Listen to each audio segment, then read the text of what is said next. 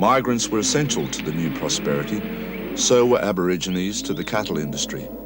On properties such as those owned by Vesties in the Northern Territory, Aborigines worked for 7 days a week, from dawn until nightfall. Their pay, £2 a week, is docked, money taken out for tobacco, sugar, golden syrup, and as the cattle are mustered for tinned bully beef. Well, we've been working with the Besties, and we've been brought up by Besties, because we didn't know that family, Bestie family, very hard people, couldn't keep us wages, couldn't keep us better conditioned, not even a good houses. And the people used to live there and work to, Kurindji people, just as slave. Well, it's often said that the Aborigine is not a very productive worker. He's inherently slow and can't accept much responsibility. No, none at all. If I was getting £2 a week, well, I'd do very little. If I was getting a full award rate, I'd do what I'm entitled to do, what I'm supposed to do then, if I get proper treatment. In 1966, rank-and-file unionists on the Darwin waterfront alert Northern Territory unions to the plight of the Aborigines.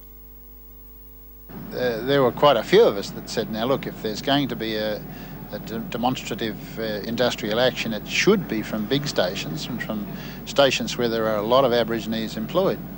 So we actively encouraged Aborigines to consider taking industrial action. So we contacted Aborigines at Wave Hill, reported the matter to them, and we in fact arranged it so that when they did decide that they were going to walk off, that they'd send us a telegram.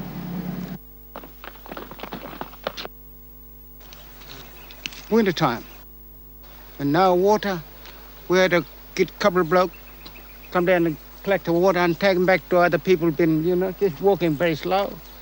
Hot day, no shade, just walking.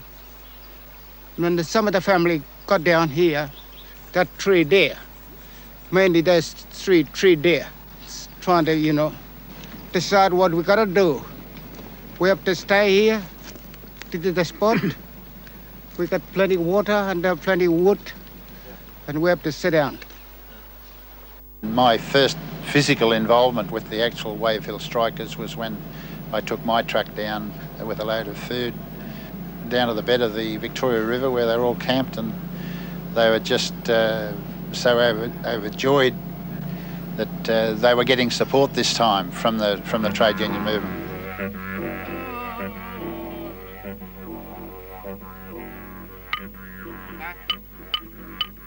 And we arrived about 9 o'clock at night, and of course when the truck sort of pulled up, they thought that we were Cuddy-Bars, the local white stockmen that were chasing Aboriginal women. I think they were a bit hostile until they came up to the truck and found that who we were, and there was much yak iron and singing out, and everybody run around, and we pulled gear off the truck and shared out some tea and stuff, and just sat down and talked about the whole thing, what the prospects were, and very exciting time.